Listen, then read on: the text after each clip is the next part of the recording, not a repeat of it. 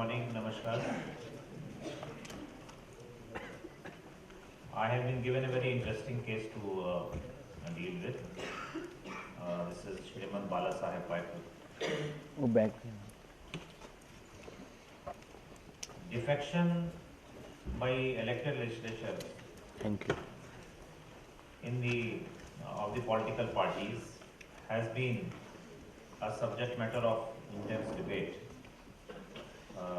for quite some time, especially during the years when we would see that the uh, legislatures would one fine morning walk from one party to another and destabilize the governments.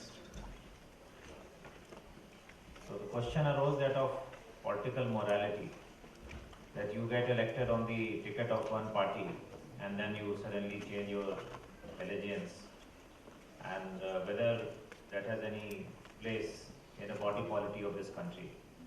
So now we have anti-defection law and the constitution deals with it. So a very interesting case arose in Karnataka. The fountainhead of the dispute is that 14 legislators belonging to the coalition of Indian National Congress and Janata Dal Secular abstained themselves from participating in the trust vote held on 23rd July 2019 because 15 days prior to the trust vote, these legislators had already tendered their resignation. Disqualification proceedings which ensued were initiated against them on the ground that they had effectively defected. The matter was brought before the Honorable Supreme Court and 5 identifiable issues were raised. So let me just now narrate before you the 5 issues which according to me confronted Honorable Supreme Court to return their judgment on. The first issue was whether the disqualification proceedings under the 10th schedule can be initiated against a member who has already tendered his resignation. So that was the key issue. That on the one hand, the member has already tendered his resignation, and simultaneously or independent thereof, you are initiating a disqualification proceedings against him. Second is whether the constitutional mandate granted to the Honorable Speaker to inquire into the resignation is unlimited or limited. So that was the second question that confronted Supreme Court. Third question that confronted Supreme Court was whether the disqualification petitions have been validly adjudicated upon, duly observing principles of natural justice, and whether the decision was open to the judicial review by the courts. And fourth, whether the Speaker under the 10th schedule can preclude a minister from contesting in future elections in the lifetime of that particular assembly. That was a very crucial question. And fifth was whether the issues raised require reference to a larger bench, because that was one of the arguments raised, that the issue is vexed and ought to be decided by a larger bench larger than 3-judge bench. The 5 issues confronted the court.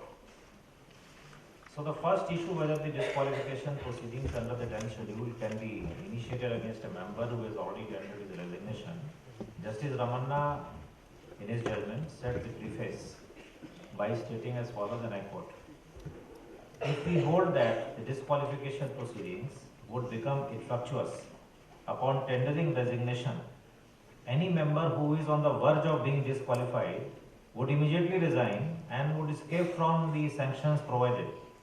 Such an interpretation would not only be against the intent behind the introduction of the 10th schedule, but also defeat the spirit of 91st Constitutional Amendment. This is what his Lordship held in his opinion.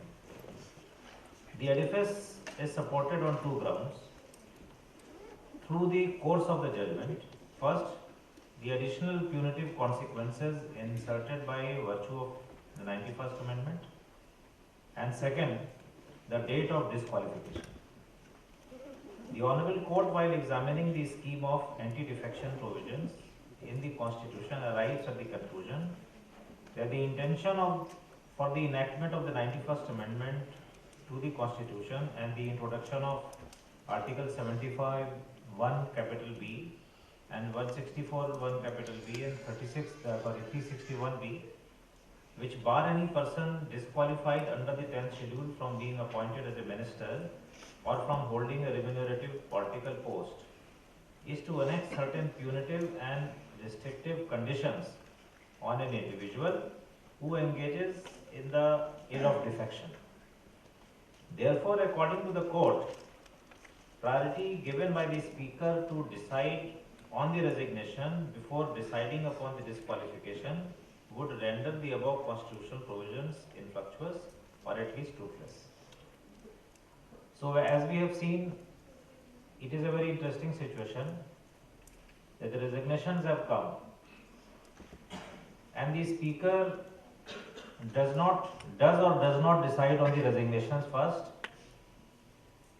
and delays the decision on the resignations.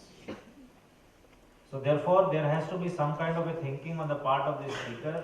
He has to apply his mind and wisdom as to whether this resignation is only a subterfuge or a pretext to avoid disqualification, or it is a voluntary and genuine resignation in the true sense. So that is the question which will, and depending upon the situation in each case, will have to be decided by the speakers, and this is what Supreme Court commented upon. The second ground for the Honorable Court is the judicial recognition of the deemed date of disqualification. While seemingly an intuitive argument, the court found no favor with the argument that once a resignation was validly tendered, there was no question for the speaker exercising his jurisdiction to disqualify a member, since the resigned legislator ceases to be a member of the assembly altogether. The court stated that even if the resignation is tendered, the act resulting in disqualification arising prior to the resignation does not come to an end. Now, this is a very interesting observation. That resignation has been made, but there has been an act committed on the part of that particular legislator who has resigned, which amounted to disqualification in the first instance, or which entailed the scrutiny of disqualification in the first instance. So again, as I said, it is a vexed question, and I don't think that this judgment of Honorable Supreme Court is the last word on it. And I have an intuitive feeling that in times to come, there will be a larger bench who would be deciding these questions in a more intense manner. The court has placed reliance on Rajendra Singh Rana versus Swami Prasad Maurya, a judgment of 2007, wherein the court, reading the provisions of paragraph 2 and 6 of the 10th schedule, held that the speaker has to decide the question of disqualification with reference to the date on which the member voluntarily gives up his membership or defies the whip, and not the date when the disqualification order is passed by the speaker. The relevant extent of the judgment is as under. I am quoting. As we see it, the act of disqualification occurs when a member voluntarily giving up his membership of a political party or at the point of defiance of the whip issued to him. Therefore, the act that constitutes disqualification in terms of para 2 of 10th schedule is the act of giving up or defiance of the whip. It's a very important line that I am quoting. The fact that a decision in that regard may be taken in the case of voluntarily giving up by the speaker at a subsequent point of time cannot and does not postpone the incurring of disqualification by the act of the legislator. Similarly, the fact that the party could condone the defiance of a whip within 15 days or that the speaker takes the decision only thereafter in those cases cannot also pitch the time of disqualification as anything other than the point at which the whip was defied. Therefore, in the background of the object sought to be achieved by the 52nd Amendment of the Constitution on a true understanding of paragraph 2 of the 10th schedule, with reference to the other paragraph of the 10th schedule, please mark the words. The position that emerges is that the speaker has to decide the question of disqualification with reference to the date on which the member voluntarily gives up his membership or defies the whip, it is really a decision ex post facto. In the light of the above, the Honorable Apex Court concluded that the resignation and disqualification are distinct mechanisms. So this is a very important distinction which all of us must realize, that the Honorable Supreme Court has concluded that the mechanism of resignation, dealing with resignation, is completely distinct from the mechanism of dealing with the disqualification, and that the pendency of a resignation would have no impact on the disqualification proceedings, considering the cause of disqualification has arisen while the erring legislators were still members of the Legislative Assembly and within the eminent domain of the Speaker, and would continue to subsist even after they tendered their resignation until cured by recourse to the constitutional scheme. So in the first issue, what has clearly emerged is this, that the proceedings of disqualification are completely independent of the proceedings as regards the resignation. Second point which was there before Supreme Court is whether the constitutional mandate granted to the Speaker to inquire into the resignation is limited. That is the extent of power of the Honorable Speaker in dealing with the resignation. Perhaps the most contentious issue addressed by the court was that with respect to the constitutional mandate granted to the Speaker, this issue finds its basis in the proviso to Article 190, subarticle 3b, where though the Constitution grants the Speaker the onerous duty of determining the authenticity and validity of resignation tendered to him, it is to be tested on the anvil of genuineness and voluntariness to his satisfaction. These are the two expressions which are actually used. Voluntary, resignation should be voluntary and it should be genuine. While the petitioners asserted that the role of a Speaker was merely administrative, the respondents laid emphasis on the aspect of subjective satisfaction of the Speaker to indicate the existence of the need to apply his mind to the resignations so submitted. The situation is further complicated by a checkered history of constitutional amendments, whereby the status prior to the 33rd Amendment granted no power to the Speaker to reject a resignation, and an amendment was moved to rescue legislators who were being strong-armed into resigning. So earlier there was a very peculiar and funny situation. If a legislator would resign, the Speaker had no other option but to accept it. So in case somebody was arm-twisted to resign, he had no way to come back. So that situation was dealt with later, but earlier that was the situation. Now, given two seemingly incongruous interpretations to the same proviso, Justice Ramanna reconciled in this judgment the position by holding that while a discretion has been vested in the Speaker to reject a resignation, it is not unqualified, as the resignation can only be rejected on the grounds of non-voluntariness or non-genuineness. Even though the satisfaction is subjective, it has to be based on objective material and not on the ipsi dixi of the Speaker. Furthermore, the inquiry cannot be a cavalier inquiry and must be in compliance with the Constitution and the applicable rules of the House. Now, here a very interesting situation emerges. The Honorable Judge says that though the power to entertain the question of resignation is subjective, but at the same time it should be exercised on objective considerations. On the one hand, it says that the question is whether the Speaker is acting like a postman or a postmaster when a resignation comes. On the one hand, it is said that he has an unqualified power, he can go to a greater extent, but on the other hand, his power is restricted by the two expressions, that if the resignation is voluntary and genuine, if the resignation has been found to be voluntary and genuine, then is there any further scope for the Speaker to exercise the powers? From the judgment it emerges that there is none. Viewed from the lens of consequentiality, this judgment has two primary consequences on the democratic scheme of the country. Firstly, having given the color of objective satisfaction to an inquiry by the speaker, opens the decision of the speaker to judicial review by the courts and protects legislators from an act of arbitrariness by a speaker. Secondly, the limitation of a speaker's prerogative to reject a resignation only to the grounds of determining authenticity and origin implicitly recognizes that every legislator in this country has an inherent right to resign from the house he is serving, and nothing in the constitution or any statute in force can prohibit him from doing the same.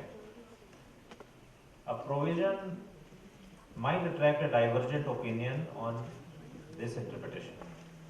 And in such a scenario, the legal principle is to give effect to the object of the scheme of the Act.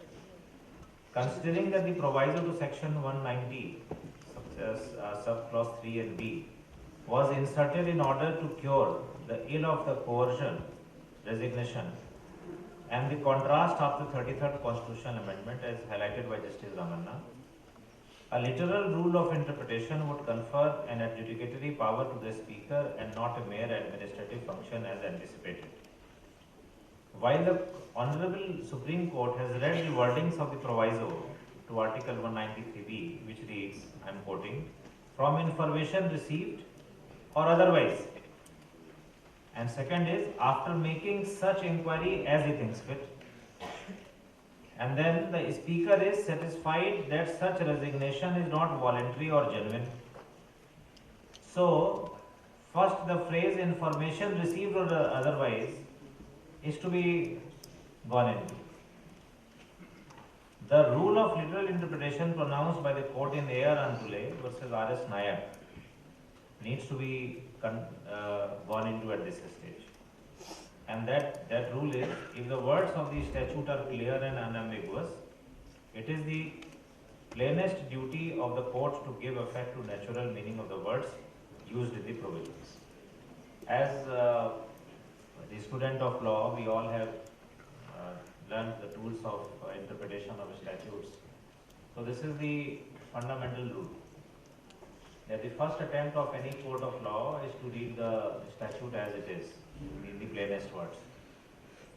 Now the plain reading of provision suggests that the Speaker has to take into consideration the information so received by him and the other information in order to be satisfied as to the genuineness and voluntariness of the request of resignation.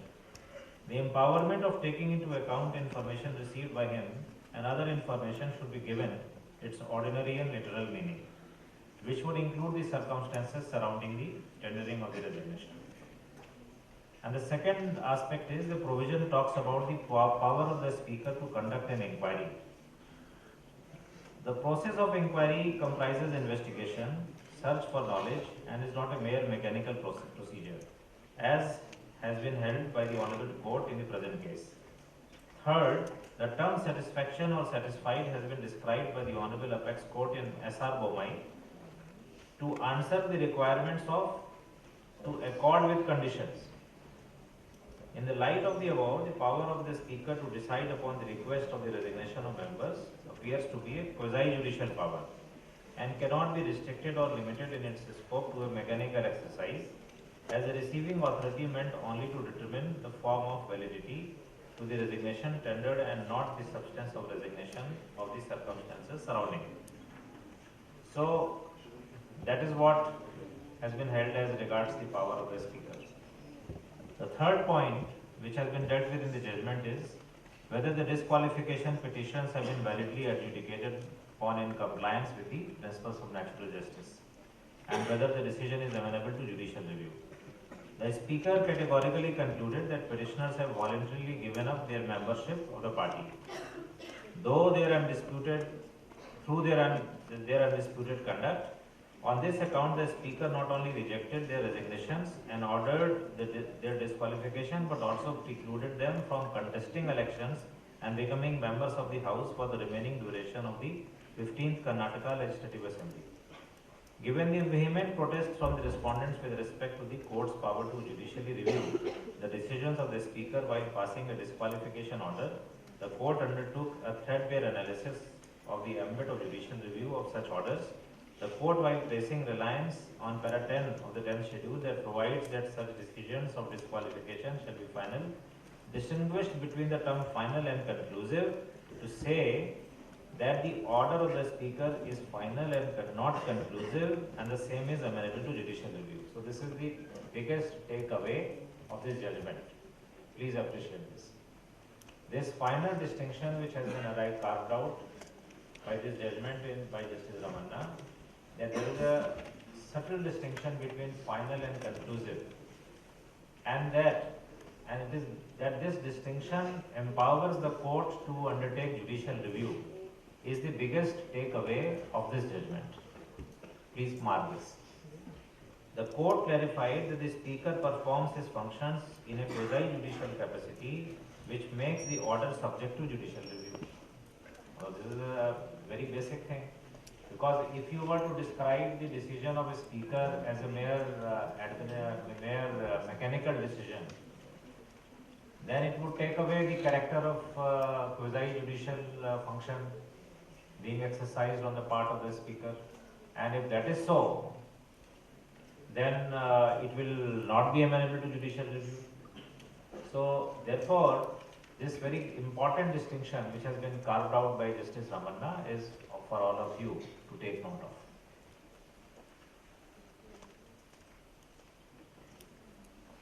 Thereafter, another aspect which is to be seen is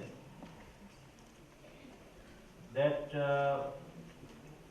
the scope of judicial review has been confined to jurisdictional errors only, that is infirmities based on violation of constitutional mandate, mala fide, non-compliance with rules of natural justice, and perversity by the constitutional bench of the Honorable Supreme perversity, and this aspect was dealt with by the constitutional bench of Honorable Supreme Court in Tihoto Holahan. And actually, in the course of the arguments before the Honorable Supreme Court, based on this Tihoto Holahan, it was asked that the matter be referred to a larger bench, which has not been accepted by this judgment. In the sense that this, as I will come later, in this judgment, reference to larger bench has been declined. Now the next point which this judgment dealt with is whether the speaker under the 10th schedule can preclude a minister from contesting in a future election. This was one of the most contentious points, and in that regard I would say that the speaker had taken a very radical decision, that not only he held on disqualification, he said that these legislators will not be able to contest by polls. So that was a very interesting and very far-reaching decision taken by the Karnataka Assembly Speaker. As mentioned earlier, the Speaker with his order of disqualification not only ousted the erring legislators from House, but also precluded them from getting elected to the House. The scope of determination that arose from the same for the Honorable Supreme Court was whether the 10th schedule, under which the order of disqualification was passed, provided for a bar to contest elections against legislators found engaging in there is no such bar under the 10th schedule, is the speaker vested with an inherent power allowing him to do the same. In determining this issue, the court rejected the arguments of an inherent power to bar individuals from contesting elections on the basis of the principles enshrined in Indira Sahni versus Union of India, that the desirability of a particular rule of law should not in any event be confused with the question of existence of the same, and constitutional morality should never be replaced by political morality in deciding what the Constitution mandates. So this was a very important observation which Supreme Court picked up from Indira Sahni's case in deciding this aspect. And as a student of law, it will be a matter of interest for all of you, because whenever these kind of cases come in your notice, you must use your research tools and try to go back to the earlier judgments from where some of these concepts have emerged, especially the judgments which speak about principles of natural justice and judicial and political morality and other aspects. The court appreciated the various provisions in the Constitution to justify the above mentioned legal principle and based its rejection of such powers to the Speaker upon the same. First, the scheme of the 10th schedule does not provide that the disqualification has to operate for a particular period or duration. Second, the court discussed the operative difference between Article 191(1) and Article 192(2), which provides for disqualification for membership, while Clause 1 uses the terms for being chosen as and for being a member that operate on a member disqualified from the Legislative Assembly or Legislative Council of the state. Article 191(2) only uses the term disqualified for being a member. The court opines that the absence of these words in 191(2) of the Constitution suggests that a person who is no longer a member due to disqualification under the 10th schedule does not suffer from any additional infirmity of not being allowed to become a member subsequently and is therefore not barred from contesting elections. So that was the logic or the rationale which was taken by the Honorable Supreme Court in this regard. The next was whether the issue required raising the matter or referring the matter to a larger bench. The respondents contended that the present matter germinates certain substantial questions of law which must be referred to a constitutional bench. The questions with respect to the power of a speaker to conduct inquiry as to the voluntariness or genuineness, the interpretation of the two terms, and the relevant material to be considered during an inquiry under Article 190, Clause 3, the relevant period of inquiry. On all these questions, an argument was raised before this Honorable Court that you please refer the matter to a larger bench. Although the court held that the power of decision on resignation and disqualification are distinct mechanisms, it gave a combined ruling on the two, saying that the question of disqualification under the 10th schedule has been dealt with by the courts and there is no need for reconsideration. The power of inquiry conferred on the speaker to take a decision on the resignation still suffers from ambiguity, and a reference to a larger bench would help the effective realization of the right of resignation. This is my humble view before this Honorable August gathering. According to me, the request for reference to larger bench could have been entertained. Because my point is, can the speaker sit on the decision on resignation till eternity only because he thinks that the lawmakers want to avoid disqualification? It cannot be there in every case. A speaker may have a subjective opinion that the resignations have been actuated or the resignations have been made with the ulterior motive of avoiding disqualification, whereas it may not be so. So the key question is that who will decide as to when to decide. I mean, somebody resigns and you sit on his resignation for indefinite time only because you feel that he is trying to avoid disqualification. So that is one question. There can be an eventuality in a particular case. And what if the resignations are indeed voluntary and genuine? Maybe the lawmaker believes that the leadership of the party is betraying the mandate or manifesto. So therefore, these are the questions which have to be decided on fact-to-fact basis. So therefore, there is no harm, in my view, that if they could be referred to a larger bench. Now, towards the end, I would say that by and large this judgment has done a good deal of job, great job, in the sense that it has decided that the speaker is not beyond, the speaker's decision is not beyond the judicial review. And another important thing this judgment has done is that it has struck down that direction of the speaker that the legislators will be refrained or barred from contesting the bypolls. In fact, just as a matter of interest, out of 14, 10 recontested and 7 of them have won. So in the bypolls, out of 14 legislators, 10 contested and 7 of them have won. So in a democracy, it is a significant thing. So this decision in retrospect has justified the soundness of the decision. And let me quote, which is a very important extract from the judgment, because as I am supposed to acquaint you or to interact with you on the aspect of what the judgment says. So this is very important the lines from judgment which I am reading. We can only point out that merely taking the oath to protect and uphold the Constitution may not be sufficient. Rather, imbibing the constitutional values in everyday functioning is required and expected by the glorious document that is our Constitution. Having come to the conclusion that the Speaker has no power under the Constitution to disqualify the members till the end of the term, we are constrained to make certain observations. Please listen to me carefully. I am reading from the judgment only. In the end, we need to note that the Speaker, being a neutral person, is expected to act independently while conducting the proceedings of the House or adjudication of any petitions. The constitutional responsibility endowed upon him has to be scrupulously followed.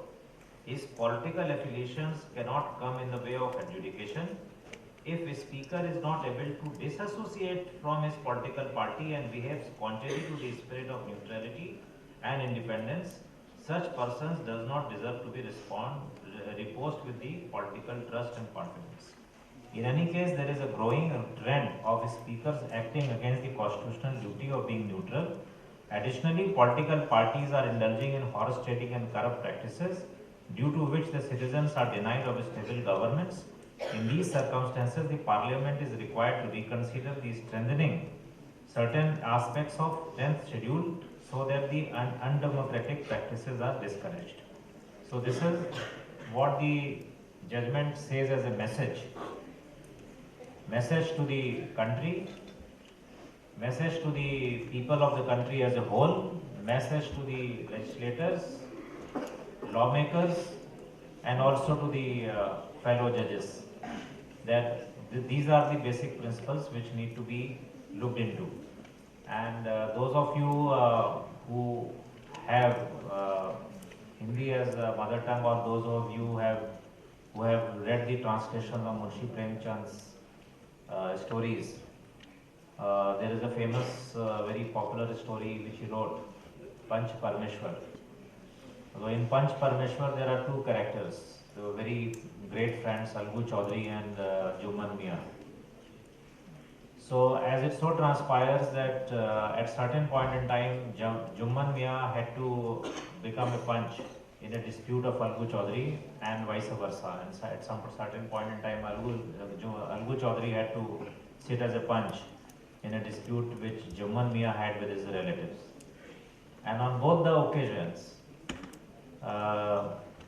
both the gentlemen decided, rising above their personal relationship of friendship or enmity, and gave the correct decision.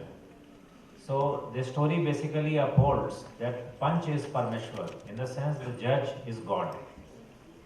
So therefore, the speaker also, in relation to a legislative assembly, has to rise above the petty considerations, and he has to act in a most objective manner. I always say that in a courtroom, we put a picture of Mahatma Gandhi. That's most appropriate. He is father of nation. But also when the judges become judges, they should be given a copy of Panch Parmeshwar, because that will tell them the real meaning of their oath when they say that we are going to adjudicate without any ill will or without favor or ill will. What actually is a favor or ill will is there in our stories. Our literature is very potent. It is unfortunate that we always rely on the foreign literature to make the points. But in this country, our own Indian languages have given us some extraordinary stories. So, blending the message of Panch Parmeshwar with this judgment, I would say that by and large, this judgment has served the need of the hour, but it also has some points which need to be reconsidered on a larger platform, which in times to come people will bring in the court, and uh, maybe we come across a point when these aspects which have been left unattended or unaddressed will be gone into. And just to close my address to this August gathering, I will quote a couple of couplets from Dushyant Kumar's Sai Mein Dhoop. In the Indian Parliament, if there is any poet who is most frequently quoted, it is Dushyant Kumar. Not many of you may be knowing him. He wrote only 2 books. He died at a very young age of 47. His full name was Dushyant Kumar Tyagi. His Sai Mein Dhoop is a Bible for parliamentarians in the parliament. All those shares which are quoted, that mat हो गई है पीर पर्वत सी पिघलनी चाहिए, इस हिमालय से कोई गंगा निकलनी चाहिए, महज हंगामा खड़ा करना मेरा मकसद नहीं, मेरी कोशिश है सूरत बदलनी चाहिए, ये दुष्यंत कुमार की कविताओं की किताब का ही है। तो उसी में से मैं पढ़ रहा हूँ कि मत कहो आकाश में कोहरा घना है, यह किसी की व्यक्तिगत आलोचना है, दोस्तों अब मंच पर सुविधा नहीं है, आजकल नेपथ्य में संभावना है। So in the context of anti-defection, the people the legislators, they try to avoid facing the munch and try to settle things in Nepathya. Nepathya means the back room, as this is the munch and that is the back room. So this is what Dushyant Kumar said, that दोस्तों मंच पर सुविधा नहीं है, आजकल नेपथ्य में संभावना है. So in the context of anti-defection law, that is the greatest travesty that the legislators sometimes do these acts. But the point is that we should not we should not be prejudging the matter and material. In a given case, legislator may have a genuine reason of resignation. So therefore, there has to be a balance struck. And that balance must be, that balance is something which is to be actually detected by the speaker by using his wisdom and his objectivity. Thank you very much.